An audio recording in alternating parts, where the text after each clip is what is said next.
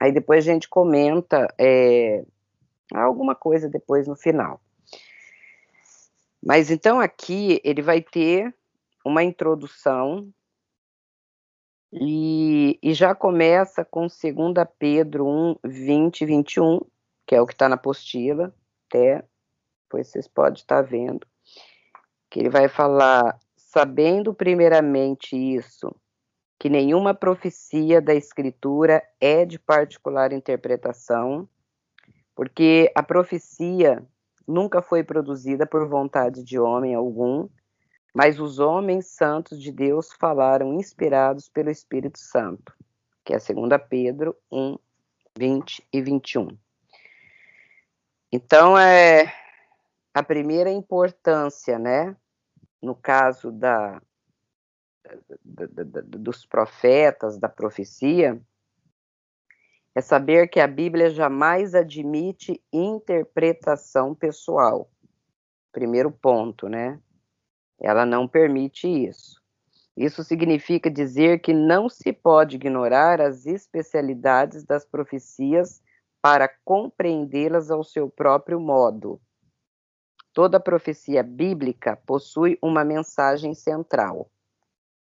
Para compreendê-la, é necessário o conhecimento de algumas informações. Então, as primeiras informações que nós vamos ter, ela vai estar na apostila, são 4. Primeiro, quem profetizou. Segundo, quem era o alvo da profecia. Terceiro, qual era o propósito da profecia. E quarto, em que contexto a profecia foi lançada. Então, aqui são, né, especificamente, 4 aí características, né? Então, aqui na apostila, cada tópico desse vai ter uma explicação. E daí depois você lê aí na sua apostila, mas eu vou falar aquilo mais ou menos que a gente tem que entender de começo. E aí vai abordar esses 4 temas aí. Então, a primeira coisa que a gente fala, nós vamos começar falando um pouquinho sobre Isaías, né? Um profeta maior, né? Maiores, né? Ele entra nessa profetas maiores. Então, Isaías tomava muito tempo na solidão, convivendo com a natureza e no silêncio da solidão e no convívio da natureza, ele extraía algumas alegorias, como metáforas e figuras de linguagem, para comunicar a sua palavra profética, de modo que o povo do seu tempo compreendesse o que Isaías estava querendo comunicar.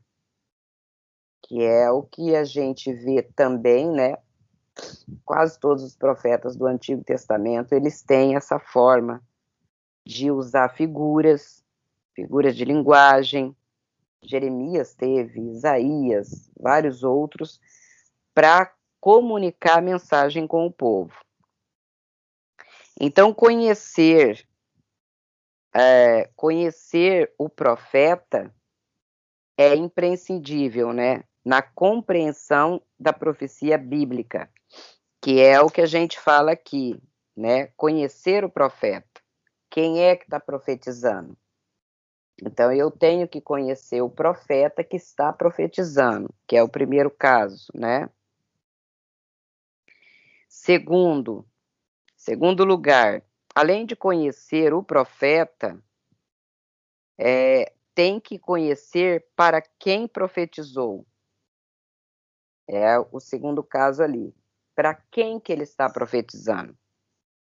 Nem todas as profecias dos profetas chamados maiores são direcionadas a Israel. Então, esse é um ponto que a gente tem que entender. Muitas vezes a gente faz você lê aí o livro dos profetas e fala, está profetizando para Israel. está profetizando para Israel. Então, nem todos os profetas chamados maiores são direcionados a Israel. Muitas vezes é direcionado a Judá. Tem profecia que você vai ver que eles estão falando para Judá. Israel era o reino do norte, né, cuja capital era Samaria, que é uma coisa que a gente que já estudou sabe, né, da divisão, né, que teve. Então, Israel é do norte, então ela tem a capital de Samaria. Judá, reino do sul, tinha por capital Jerusalém. Além disso, algumas das profecias saem do contexto da aliança abraâmica. Deixam de ser para Israel ou para Judá e são para as nações circunvizinhas desses dois povos descendentes de Abraão. A gente sabe disso, né? Porque quem já leu os profetas sabe que não é só para Judá, né? E nem no caso, para Israel. Vai também para, encontramos profecias tipo para a Síria, para Tiro, para a Etiópia, para o Egito. Essas profecias também vão para esses outros países e outras nações do mundo antigo. A gente vê muito isso, né? Os profetas profetizando dessa forma também.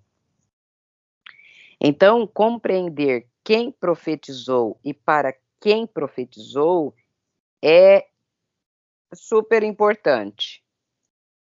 Terceiro, é importante entender por que ou para que o profeta transmitiu aquela mensagem, que é o terceiro ponto aqui. Por quê? Para quê? Né? São aqueles termos que a gente usa muito na hermenêutica, né? A gente tem esses pontos quando nós vamos pregar, né? A gente usa muito também na exegese, tipo, para quê, por quê, quando. Então, essas perguntas, elas não são só no caso daqui, dos profetas, né? Para a gente conhecer um profeta, mas também para nós conhecer a mensagem do profeta. Para onde que ela está indo? Para quê e para quem? Então, geralmente se faz essa pergunta. E por que e para que o profeta está transmitindo aquela mensagem?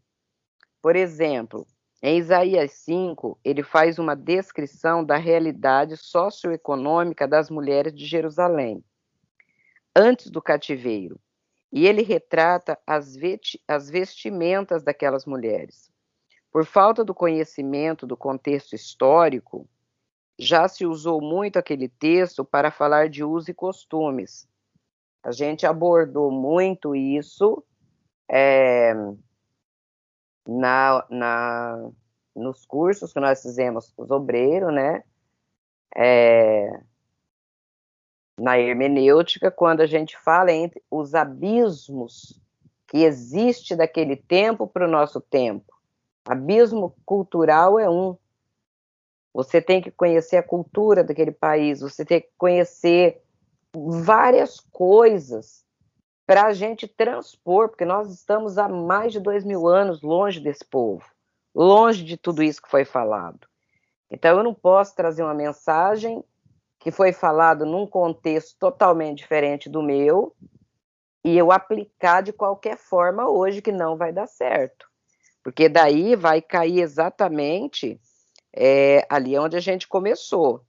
É importante saber que a Bíblia jamais admite interpretação pessoal. Ela não vai admitir isso. Então, quando na verdade, o que o profeta estava ali falando era uma figura do contexto socioeconômico de Jerusalém e de Judá nos dias daquela profecia. Muitas coisas que os profetas falavam era da época, era para aquele momento, era daquilo que ele estava vivendo, né? E a gente vê muitas vezes a pessoa pegar numa preleção, aplicar aquilo para hoje, como se aquela realidade ela tem que entrar aqui, principalmente a questão das mulheres, né? Eles pegam muito o costume daquela época, aplica hoje, num mundo que nós estamos vivendo que é completamente diferente daquele tempo, que não tem nada a ver com aquele tempo. Então, a gente tem que prestar muita atenção nessa questão aí. Quarto lugar, é preciso entender o contexto em que a profecia foi lançada, né? Porque só quando nós conhecemos o contexto da profecia, nós conseguimos aplicar para nós hoje.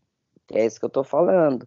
Em que contexto que ela foi lançada, está na apostila, vai ser o quarto, né? O quarto aqui.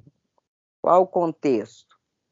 Porque se você não conhece o contexto da profecia, fica muito difícil você aplicar alguma coisa daquela profecia para hoje, porque tem muitas coisas na profecia que foi falada para aquele tempo, aconteceu naquele tempo, e ela não é para hoje mais.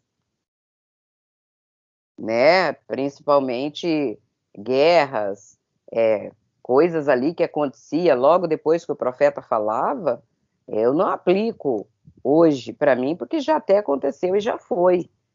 Né? Então, tem algumas coisas de uma profecia que você pode aplicar para hoje, mas tem muitas coisas que não.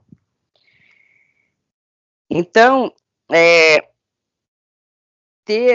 teremos uma noção de profeta, nessas aulas que no caso dos profetas maiores, nós vamos ter noção do profetismo bíblico. O que é o profetismo bíblico? Né? Então, tem os profetas do exílio babilônico e pós-exílio. A gente já sabe disso, né? Porque teve muita questão de exílio e que vai e volta, né? Tem muito isso no Antigo Testamento. Então, o objetivo dessa matéria é te levar a situar Israel no contexto histórico que os profetas atuaram desenvolvendo seu ministério. Pontos essenciais, né, que ele vai dar na matéria, que a gente aprendeu. Reconhecer as características do profeta verdadeiro. Porque quando você estuda os profetas, você vai entender,